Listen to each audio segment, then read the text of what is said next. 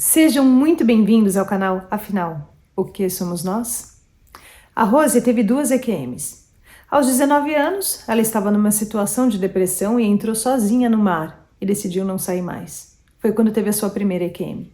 2 anos depois, ela estava grávida e, durante o trabalho de parto, a situação se complicou e ela teve a sua segunda EQM. Foi quando ela reconheceu a morte, ou seja, ela percebeu que ela já havia morrido anteriormente.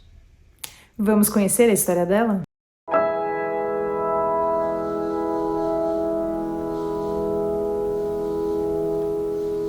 Boa noite, Rose. Muito obrigado por você aceitar compartilhar conosco do canal Afinal que Somos Nós as suas experiências de quase morte e outras experiências também muito interessantes. Peço, por favor, que você se apresente, nos diga o que você faz, de onde você está falando e nos conte tudo no maior detalhe que for possível. Muito obrigado desde já e a palavra está com você. Boa noite, meu nome é Rosemary Oliveira de Matos, sou do Rio Grande do Sul, nasci em Porto Alegre e fui criada em Rio Grande, na cidade de Rio Grande. Hoje eu vivo na cidade de Jaguarão, fronteira com o Uruguai. Minha profissão toda a vida tem sido costureira, e aos 58 anos me formei em pedagogia, por querer levar para as pessoas o meu conhecimento, até por sentir que tenho uma missão de vida em relação a auxiliar as outras pessoas a abrir caminho e minimizar suas necessidades, como dizer, sem sair de casa, como a região aqui é um clima muito hostil, nos dois extremos, no inverno baixa de zero, tranquilo, com chuva, trovoada e frio, e no verão chega a 40 graus e a gente quase morre. Então, é uma região de extremos. E eu tenho me esforçado desde há muitos anos. Eu estou nessa fronteira há 10 anos, foi onde eu vim fazer a faculdade. E estou neste caminho de pesquisa paralela com as coisas da alma, do espírito. Tenho buscado com muita ânsia o objetivo da minha vida. Até porque, quando adolescente, eu tive várias situações, até mesmo na tenra infância, situações que me levaram a desenvolver depressão e sentir que a minha vida não tinha validade neste mundo. E resolvi, numa determinada época, botar fim nisso, fracassei no meu intento, e resolvi, então, depois da segunda EQM, que foi no parto do meu filho, resolvi que iria atrás de conhecimento para poder servir melhor quem de mim necessitasse, mesmo adormecidamente. Não tenho experiência fora do corpo consciente, não tenho desdobramento astral consciente, estudei sobre isso, mas não faço, não consegui fazer. Muitos anos estudei, mais de 17 anos, inclusive dei curso sobre isso.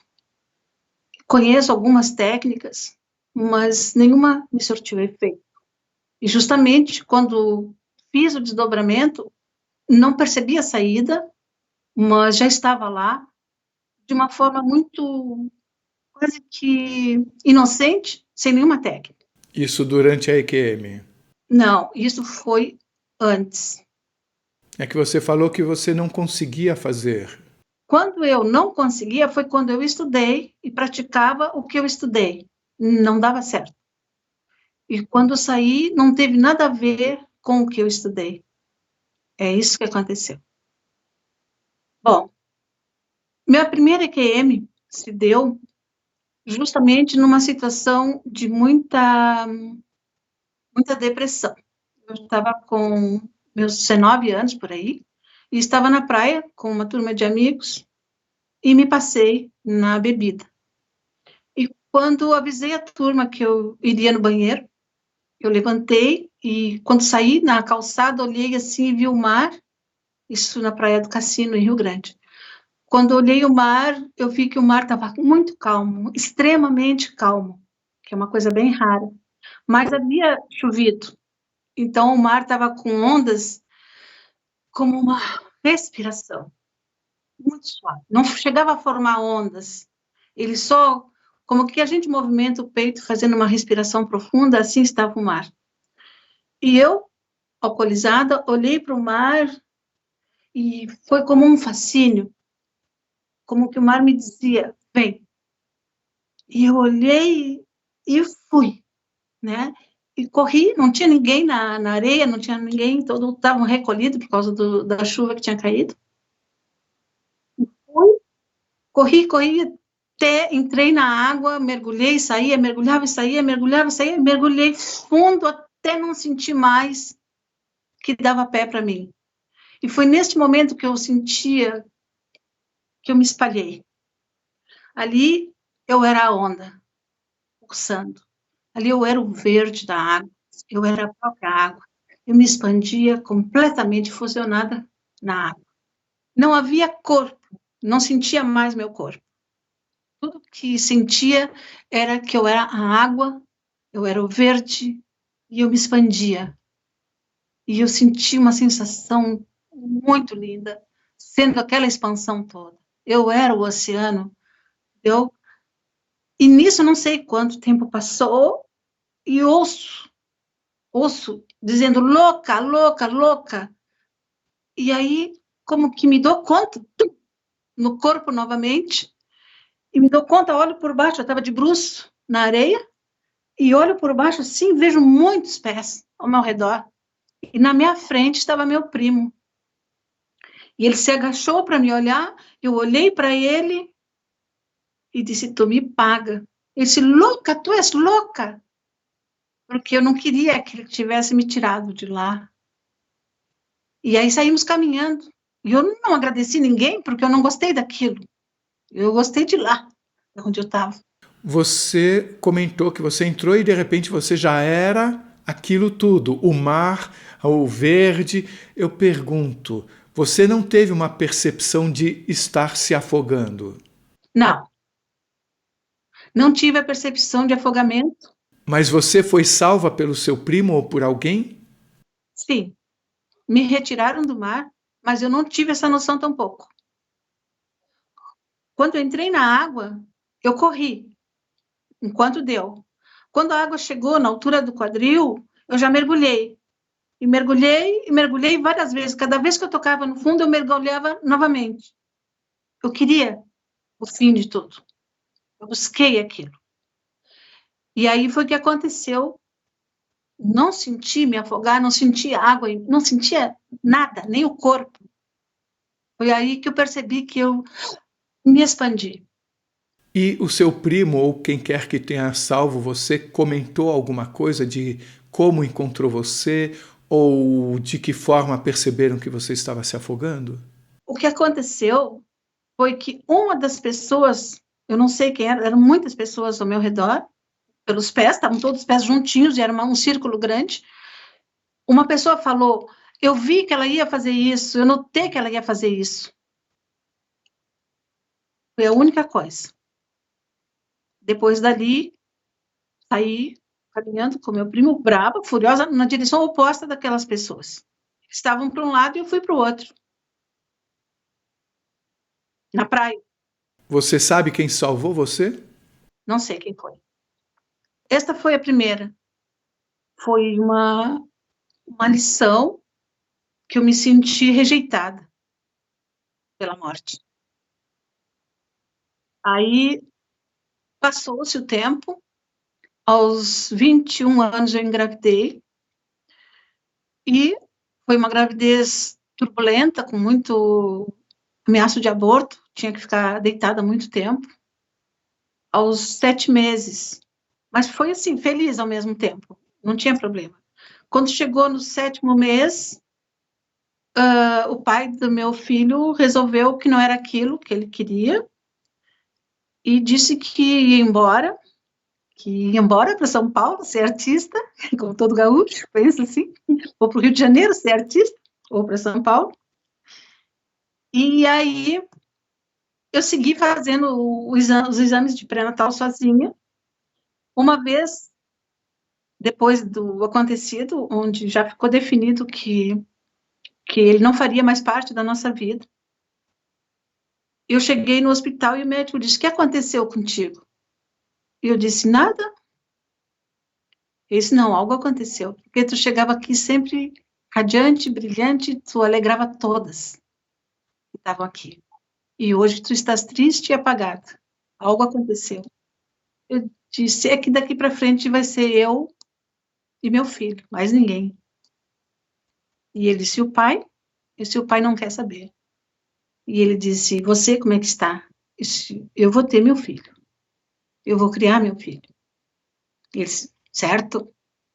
E passou-se o período necessário para chegar o dia do parto. Chegou o momento do parto. Eu cheguei ao hospital. E foi demorado o trabalho, foi dificultoso. Eu sentia muito medo da situação toda. Me sentia muito sozinha dentro do hospital. E quando chegou o momento de internar mesmo, para ter o bebê, para ir para a sala, para ter o bebê, o médico que estava me acompanhando precisou mudar o plantão e disse que me passava para o meu outro médico que estava entrando e que já ia pedir a cesárea uma cirurgia imediatamente. E eu já estava assim um pouco fora do raciocínio, bem perdida, já estava bem confusa, o que eles me diziam já não fazia muito sentido. Aí, quando chegou o outro médico, disse assim: vai ser na hora que eu determinar. Aí, a gente enfrenta essas coisas, sabe? Hoje em dia tem nome, né?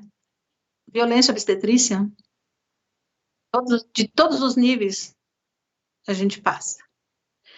E, como quer que seja, seguimos ali naquele drama, porque eu sentia, era frio, porque se aproximava o temporal de Santa Rosa, que tinha atrasado, devia ser no final de agosto, e estava atrasado esse temporal, e justamente naquele dia a previsão indicava que o temporal chegaria na região.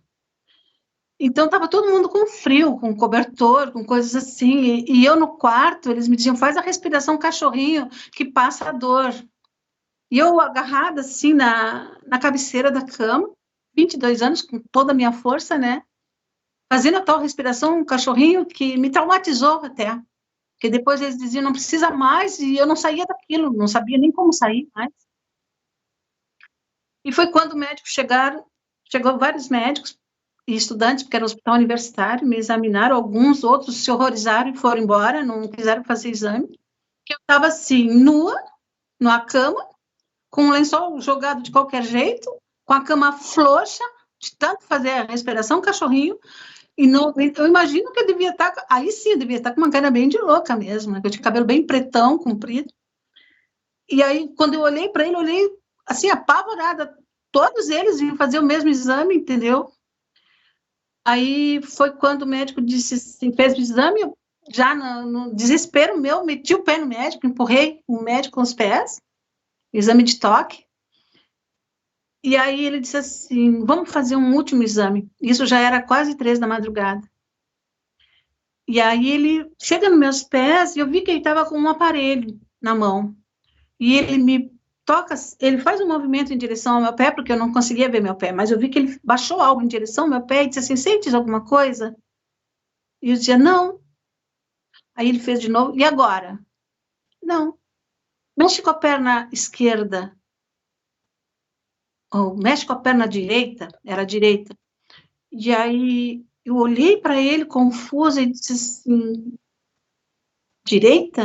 O que é direita? E o que é perna? E eles rápido saíram como assim do quarto e aí já vieram com uma maca. Vai direto para a cirurgia, teu bebê está entrando em sofrimento, foi o que um me disse, e tu já está num ponto que tem que entrar direto na cirurgia. E me baixaram numa maca, como se fosse o subsolo ou o térreo do hospital. Até hoje eu não sei se era o subsolo. Você escreveu alguma coisa como se o bebê estivesse voltando, em vez dele estar saindo, ele voltou para dentro do seu corpo, alguma coisa assim? Sim, foi isso que ele me disse. a sua dilatação regrediu, em vez de aumentar, e o bebê já está em sofrimento. E agora a gente tem que agir rápido. Então, aí me colocaram nessa maca e me levam no corredor, onde eu vejo a minha irmã e mais uma ou duas amigas envolta no meu cobertor, que era frio, sinal de frio, né? E ali, naquele piso da rampa, era aquele piso preto, emborrachado, com umas bolinhas, né? E a maca vai trepidando, vai descendo e trepidando. E nesse trepidar, que eu vou passando por elas, eu escuto a voz da minha irmã me chamar, e eu penso que olhei e disse, não fala nada. Só que depois perguntei para ela, ela me disse que eu não falei. Então foi só na minha mente que eu penso que falei. E aí, no que passa assim, que começa a descida mesmo, eu saí pelo topo da cabeça. Aí eu saio lúcida. A meus olhos, a minha inteligência, tudo que me compõe, fora o corpo, sai pela cabeça. E eu fico como a uns 2 metros de altura, acompanhando o meu corpo se retorcendo.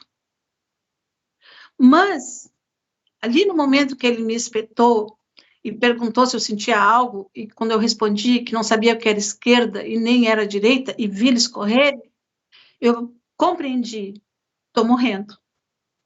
E ao mesmo tempo que eu compreendi, estou morrendo, eu compreendi que se morre mais de uma vez, porque eu reconheci a morte. Se eu não tivesse a certeza de estar reconhecendo a morte, eu estaria aprendendo o que era a morte, eu estaria curiosa com o que estaria passando. O que é isso que eu estou passando? Não. Eu fiquei tranquila, aceitei, estou morrendo, meu filho vai ficar bem cuidado, porque tem gente daí da família perto, e tá. E seguimos, aí vamos nessa rampa, eu já fora do corpo, olhando por cima, até que desce e entra na sala de cirurgia. Quando abre-se a porta e entra na sala, eu entro no corpo de novo e já sinto todas as dores. Essa assim, dor sem parar.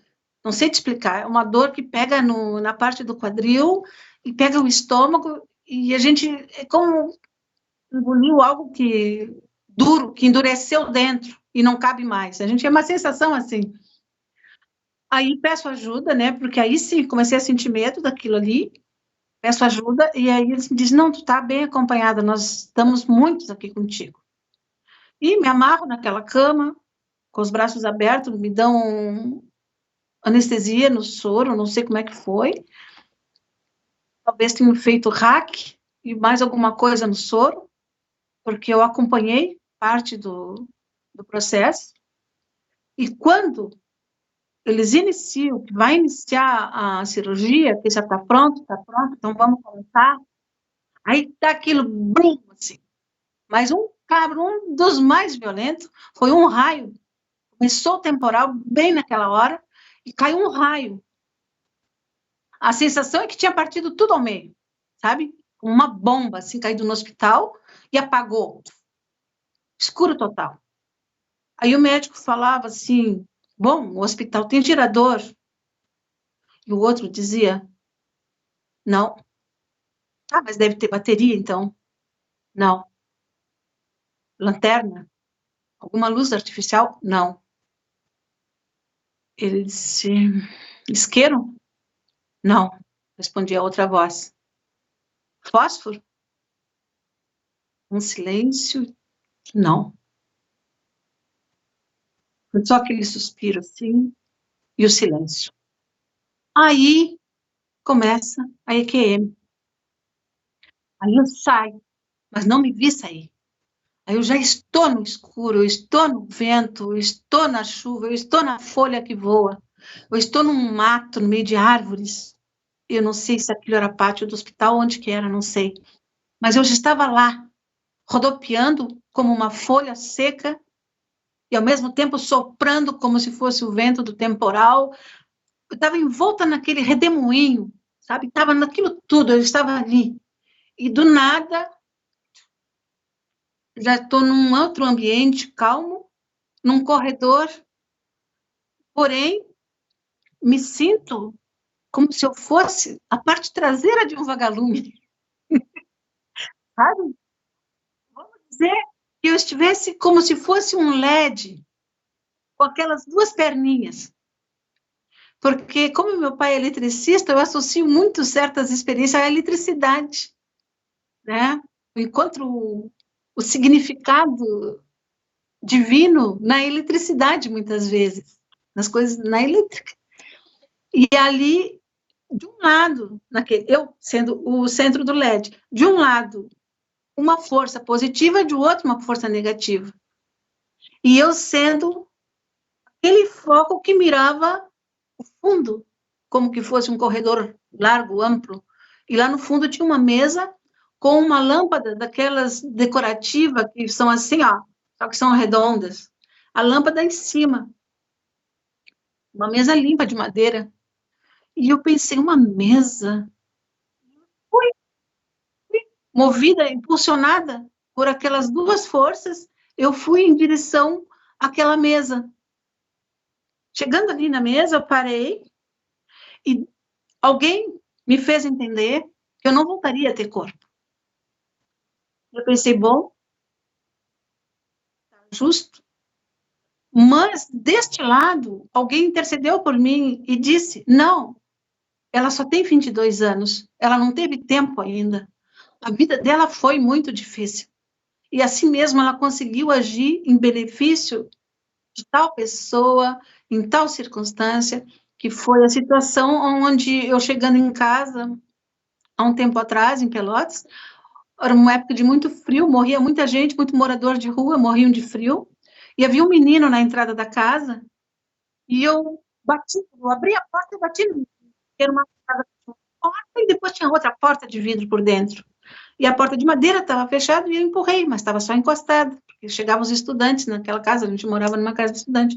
Quando eu abri a porta, eu bati num menino que me parecia um menino de 4 anos. Aí, pelo tamanho que estava.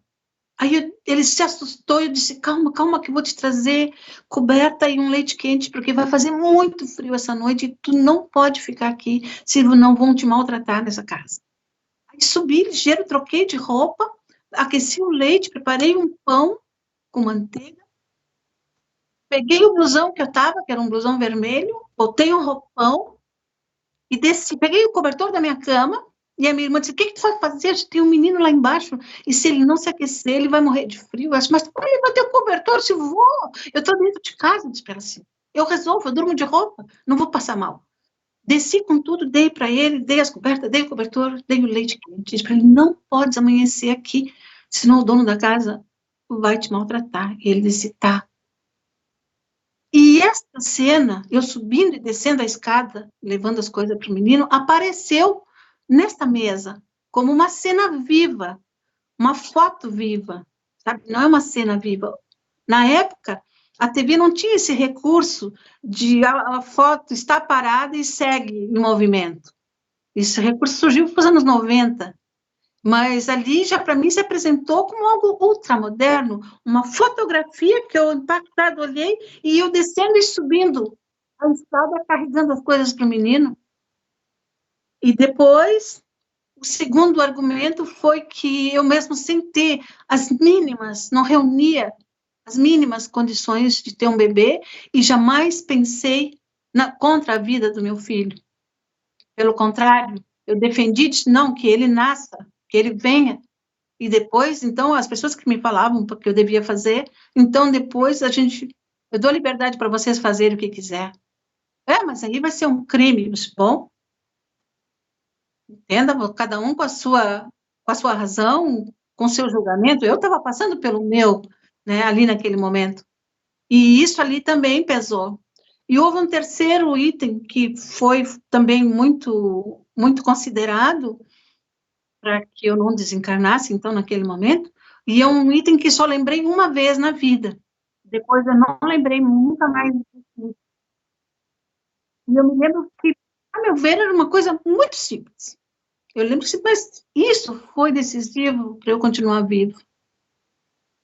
Mas tá, aí eu lembro que esse outro lado dizia, assim mesmo é pouco. Ela não fez nada por ela, e nem por ninguém, a si mesmo é pouco, mas consideraram aqueles fatos apresentados por este lado positivo. E ali eu chorei e pedi que me desse a oportunidade de aprender mais, para poder servir melhor, que agora eu já sabia qual era o objetivo da minha vida, que era aprender mais, não para ostentar títulos, mas aprender mais, muito mais, e servir melhor. E nisso, já estou num ambiente completamente... Eu pensei até que eu tinha sido enterrada viva, porque eu estou num ambiente totalmente duro, totalmente empedrado, mas minha mente está voltando, e eu fico pensando, o que fizeram comigo? Embalsamaram o meu corpo? Me embalsamaram, me botaram no formol, fizeram algo comigo que eu estou viva e não tenho domínio no meu corpo. E minha mente vinha ficando cada vez mais lúcida, os sons mais claros. Aí escutei uma batida de porta. Bom dia, falou uma voz. O médico. Bom dia, respondeu a voz num canto. Disse, como estamos hoje? Ele disse, difícil. Uma noite difícil, respondeu a voz feminina. E ele foi dizer, aquele lá como está? Aquele já foi. Aquele outro? Já foi. E aquele ali? Já foi. O outro? Não, aquele foi cedo. Já foi. Eu sei que eram 5 pessoas mortas. E ele diz, e aquilo ali? O que é aquilo ali? Ah, aquilo ali é um parto, está mal. Como um parto? Ah, ela está muito mal. Mas você me deixa uma pessoa que assim teve um filho no meio de 5 pessoas mortas, tirem ela imediatamente daqui. Desce a ordem. Mas eu estou sozinha, dizia a voz. Não quero saber, tirem ela daqui. E foi embora. Aí houve o tal do incidente de a enfermeira tentar me colocar na maca só nós duas, ela contando o que eu podia com o meu corpo naquele estado, e eu disse para ela que eu não podia me movimentar, não tinha condições. Assim, não, tu vai ter que agarrar ao lado da maca e eu te puxo no quadril e tu te puxa no corpo. Eu disse, mas eu não tenho força, eu estou sem força. Não, mas vai ter que ser. A maca escorregou, eu fiquei pendurada, foi um drama daqueles, mas até hoje eu sou grata àquele anjo que me atendeu ali dentro. Aí, dali, vou para o quarto. E aí começa o processo normal de conhecer o bebê. Eu tinha passado em coma a noite inteirinha do parto, né? E foi quando eu tive essa EQM. Aí começou o processo normal de conhecer o bebê, me familiarizar com tudo. E então, este aí foi as situações onde eu vivenciei essa experiência de EQM. Experiências muito fortes você teve. Eu queria começar comentando uma espécie de situação oposta que você viveu na primeira e na segunda. Na primeira, você se sentiu rejeitada pela morte. Na segunda, você pediu uma chance de voltar. Porém, na primeira você tinha 19 anos, na segunda você tinha 22, era muito próximo uma coisa da outra. Por que você se sentiu rejeitada e na segunda você quis voltar? Por causa do bebê ou houve alguma outra razão? Houve uma outra razão, né? O meu bebê, eu sabia que minha irmã estava ali e minha família, de alguma maneira, ele seria cuidado, né? O que me fez mudar foi quando eles me mostraram as fotos viventes e eu compreendi que na vida não basta a gente pensar que a gente é uma boa pessoa. Não basta a gente pensar, eu nunca fiz mal para ninguém, por que fazem isso para mim? Isso não basta, isso não faz de nós uma pessoa útil. Entendeu? Ali eu compreendi que se nós não somos útil para nós e para o outro, nós não servimos. Entendeu? Foi ali que eu compreendi que então eu precisava aprender tudo, eu precisava me instruir, eu precisava vencer a minha ignorância e ir atrás de conhecimento. Eu venho de uma família de muita ignorância, mas eles também vieram, por sua vez, de um lugar mais submerso do que nós fomos criados, né? Então, é como que fosse a sequência de vítimas fazendo vítimas. Então, naquele momento, eu recebi como uma incumbência, já que eu compreendi, mediante as fotografias e a própria sentença de que eu deveria desencarnar ali, de que eu não tinha prestado para nada. Ainda que tivesse N situações vividas, traumáticas, que me prejudicaram emocionalmente, me prejudicaram mentalmente, lá em tenra infância. Isso não foi considerado, pelo menos não foi falado ali, mas foi assim que eu compreendi a diferença da morte que eu ansiava para me libertar da dor e a vida que eu necessitava para aprender a viver. De acordo com uma conversa anterior, eu entendi o que você falou de uma forma um pouco diferente, então vou colocar o que eu entendi para você dizer se eu estava certo nesse meu entendimento ou se é esse de agora que é o certo. Eu entendi que você disse assim, que não basta você pensar o bem, o que importa é a ação. O fazer, a ação é que de fato importa. Está certo esse entendimento que eu tinha? Perfeito, perfeito, é isso. Porque ainda existe um exemplo da importância da atitude, da ação, do ato, e a desimportância, o desvalor da intenção, do que se pensa. Ainda me foi dito assim, uma pessoa que pensa em matar, ela não vai presa porque ela pensou em matar. Ela não é condenada porque pensou em matar. Uma pessoa é condenada porque matou. Isso foi dito para você durante a experiência de quase morte? Isso chegou para complementar a minha compreensão do valor da ação, da atitude. Quem falou isso para você? Alguém brotou em mim essa compreensão. Você sentiu que brotou vindo de alguém? Isto, bem assim. Ou seja, durante a experiência de quase morte, você se sentia acompanhada? Sim, o tempo todo. Por quantas pessoas? 2. Você chegou a vê-las? Não, não vi.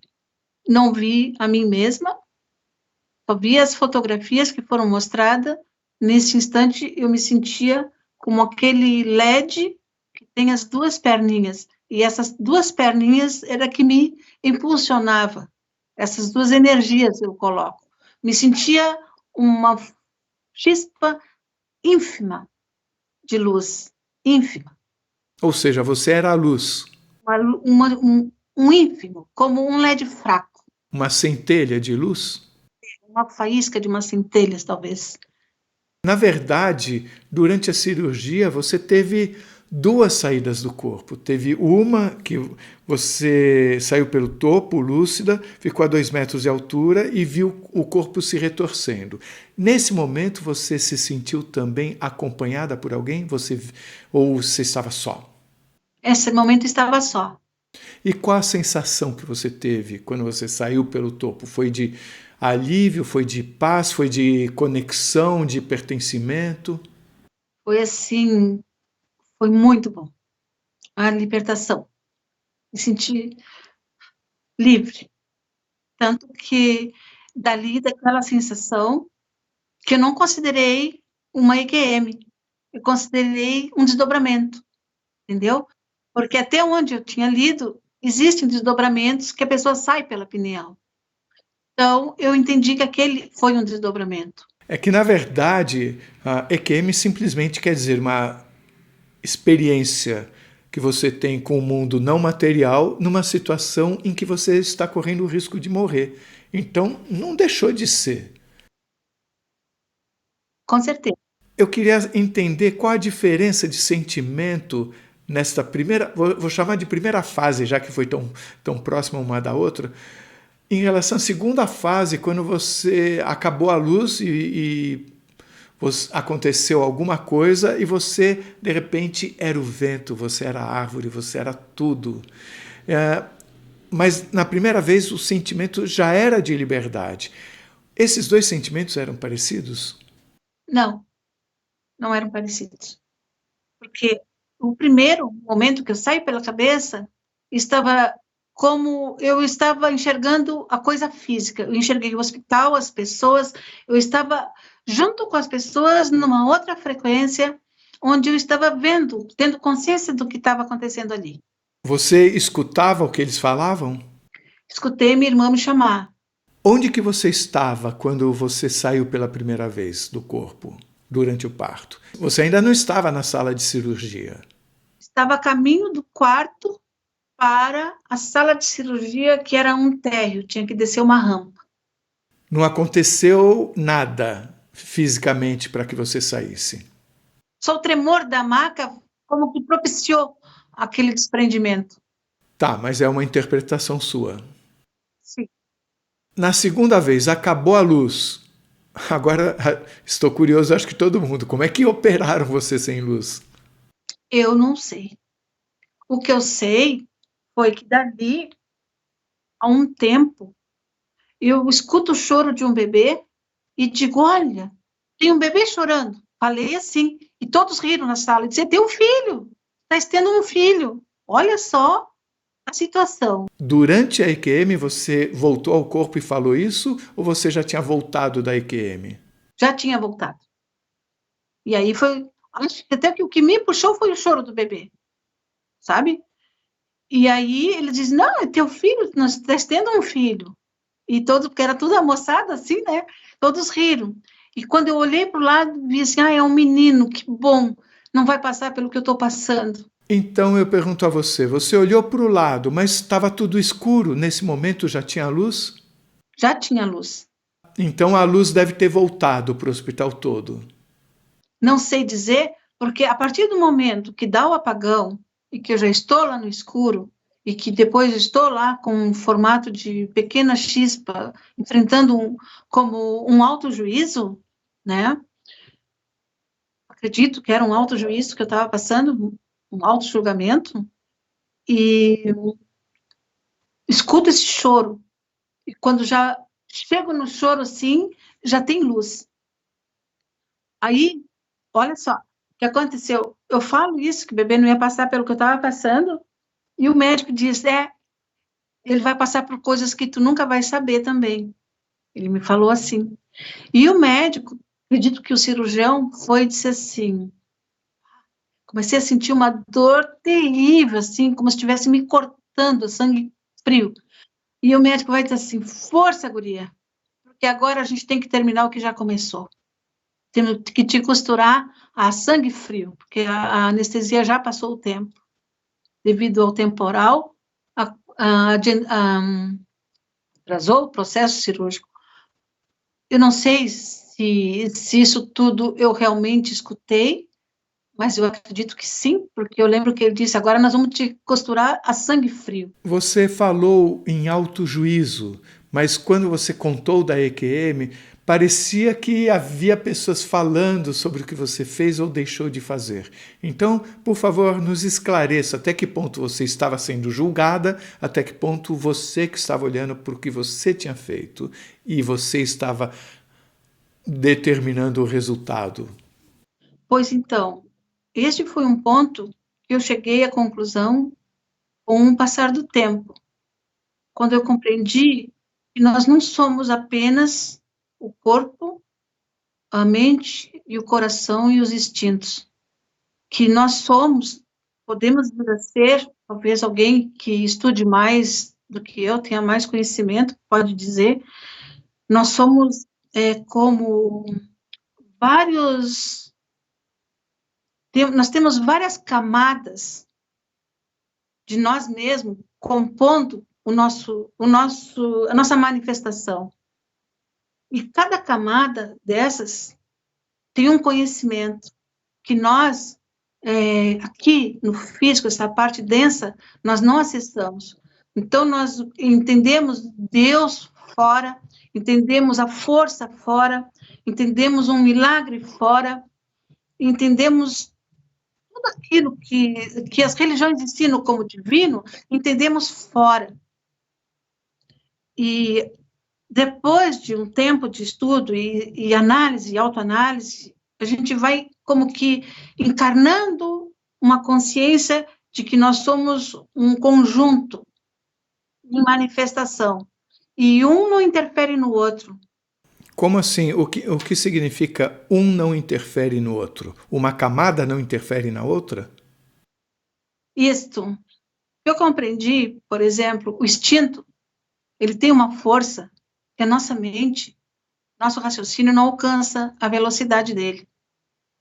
O instinto, ele quando atua, ele atua numa velocidade tão, mas é tão rápida que nem a emoção alcança. Se alguma coisa alcançaria a rapidez do instinto, seria a força da luz. Mas o instinto você sentiu durante a EQM ou fora da EQM? Porque nós também temos o instinto da autopreservação aqui no corpo físico. A este aí estou me referindo, no sentido de te explicar como que atuam essas camadas em nós sem se confundir. O instinto, ele tem uma inteligência própria. Tenho entendido assim. Você estudou isso ou você viveu isso? O instinto tem, como mãe, aprendi que o instinto tem uma inteligência, uma percepção própria. Você está chamando do instinto como sendo uma dessas camadas? Exato. Sim. Mas voltando ao autojuízo, você falou, quando você explicou o que aconteceu lá naquela mesa e tal, que parecia haver um diálogo entre essas duas pessoas que acompanhavam você, né? Onde um deles falou, mas ela não fez nada, é como se não servisse para nada. Então isso dá a impressão de que você está sendo julgada, mas você está falando de um autojuízo. Por favor, me tire essa dúvida. Justamente aí é onde eu compreendo que nós temos a polaridade positiva e a polaridade negativa dentro de nós, na nossa consciência. Nós temos, vamos dizer, um juízo interno. Nós temos as duas forças. Vamos dizer assim, como nós temos um anseio espiritual por evolução, de fazer, de ajudar, de contribuir para a emancipação das pessoas, das crianças, o bem que a gente quer. A gente também tem um lado que quer que tudo se exploda. Pelo menos eu vivi esse lado em mim quando muito jovem, ao período da minha revolta, eu queria detonar o mundo, se me desse uma bazuca eu ia ter prazer em destruir. Então eu entendi esses dois aspectos, positivo e negativo, dentro de mim. Então você está querendo dizer que essas duas vozes eram como se estivessem, como se fossem vozes internas suas? Não diria vozes internas, porque eu não me sentia no corpo, mas eu diria que elas compõem parte da minha consciência. Tipo assim, um lado extremamente lúcido e frio, objetivo, matemático, e outro lado brando, emotivo, como diz assim, a pessoa que se coloca no lugar do outro, não me vem a palavra agora, empático, um lado mais empático. De qualquer jeito, você sentiu, no final das contas, que você mesma estava avaliando o que você tinha feito durante a vida. Exato. Então você pediu uma chance para voltar, ao mesmo tempo como era um autojuízo, ao pedir você já sabia que ia voltar. Eu pedi porque senti que eu deveria ter este impulso de solicitar. Se eu não solicitasse, não ia ter. Mais uma vez, a ação. Se eu não verbalizasse, eu seria cortada. Então, eu verbalizei e pedi. É complexo isso. Ao mesmo tempo, dá a impressão de que você estava falando com o seu próprio sentimento. Bem isso. Mas, naquele momento, eu não tinha consciência disso. Hoje eu tenho. Hoje eu tenho consciência, e tanto que eu converso com partes do meu corpo, quando precisa curar e tudo. E adquiri essa consciência. Cada célula, cada átomo tem a sua consciência. É como se o seu corpo fosse uma espécie de egrégora de microconsciências que estão espalhadas ao longo do corpo, por todo o corpo? Olha, eu me arriscaria a te dizer que micro é isso que eu tenho hoje se manifestando, mas que o que está imanifestado é muito maior. Me explique, por favor, isso. Essa questão de que nós temos algo muito sábio dentro de nós ficou evidenciado para mim nessa experiência que eu tive quando ainda estava casada e morava em Criciúma. Exemplo, o que aconteceu para eu compreender que temos essas partes inteligentes que estão esperando que a gente dê a oportunidade ou que a gente se emancipe a ponto de que possa fazer conexão com elas. Entendeu? A questão era, eu sofria de depressão no final da tarde, sempre na mesma hora. E o que me acalmava era comer um pedaço de pão com goiabada. Ai, mas aquilo era cansativo. E aí até meu marido comentou, Rose, você já notou que isso é todos os dias? Eu disse, ai, já notei, eu não aguento isso. Você tem que ver o que é isso, Rose. Eu disse, pois é, mas o que eu vou ver? Né?